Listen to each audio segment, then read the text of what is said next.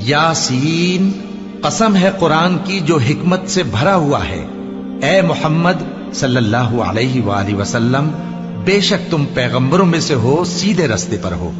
ये कुरान गालिब व मेहरबान का नाजिल किया हुआ है ताकि तुम उन लोगों को जिनके बाप दादा को खबरदार नहीं किया गया था खबरदार कर दो कि वो गफलत में पड़े हुए हैं।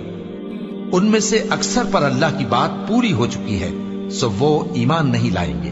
हमने उनकी गर्दनों में तौक डाल रखे हैं और वो ठोड़ियों तक फंसे हुए हैं, तो उनकी गर्दनें अकड़ी हुई हैं, और हमने उनके आगे भी दीवार बना दी और उनके पीछे भी, फिर उन पर पर्दा डाल दिया तो ये देख नहीं सकते। और तुम इनको खबरदार करो या ना करो, इनके लिए बराबर है, ये ईमान नहीं लाएंगे। तुम तो सिर्फ उस शख्स को खबरदार कर सकते हो जो इस नसीहत यानी कुरान की पैरवी करे और रहमान से गायबाना डरे, सो उसको मगफिरत